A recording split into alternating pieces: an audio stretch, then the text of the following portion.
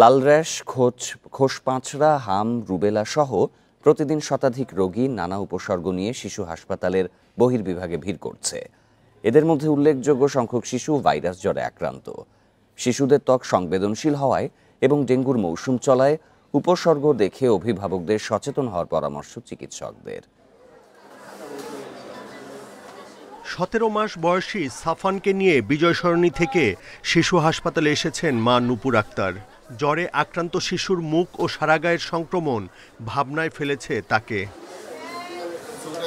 চিকিৎসকের জন্য অপেক্ষা করছেন আরেক মা আসমা আক্তার। সন্তানের জ্বর সেরে গেলেও সারা গায়ে লাল র্যাশ ও ফুসকুড়ি ওঠায় উদ্বিগ্ন তিনি।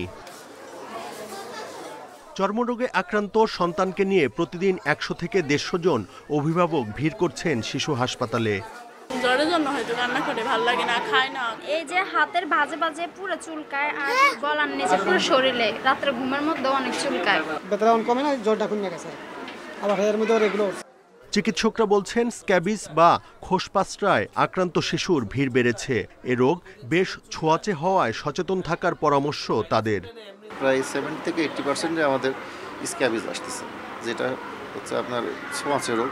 ফ্যামিলির যেগুলো আসতেছে বেশিরভাগই দেখা গেল পুরো ফ্যামিলি নিয়ে আসতেছে। জ্বর আসার পরে দেখা গেল জ্বরটা ভালো হয়ে গেল, তার 1-2 দিন পর থেকে হোল বডিতে র্যাশ নিয়ে আসতেছে আমাদের কাছে। র্যাশ উঠলে আপনার হামের র্যাশ যেটা, এটা সম্পূর্ণ শরীরে উঠে, সাথে কিছু সিমটম থাকে, যেমন ঠান্ডা কাশি থাকে, কনজাংটিভাইটিস থাকে, আদার্স প্রবলেম থাকে। এগুলো সব মিলিয়ে 3টা আমাদের গ্রেড পয়েন্ট আছে হামের জন্য। এগুলো মিলতে হয়, মিললে আমরা সেটা হাম বলি। চিকিৎসা নিতে আসা শতাধিক শিশুর মধ্যে 30 থেকে 35 ভাগই ভাইরাস জ্বরে আক্রান্ত।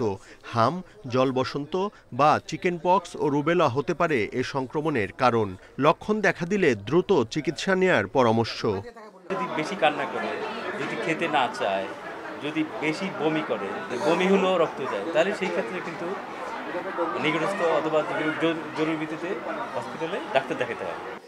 আক্রান্ত শিশুদের পর্যাপ্ত বিশ্রাম ও প্রচুর পানি পান করার পাশাপাশি পরিষ্কার পরিচ্ছন্ন রাখার পরামর্শ চিকিৎসকদের। Buddhadeb Kundu, independent news, Dhaka.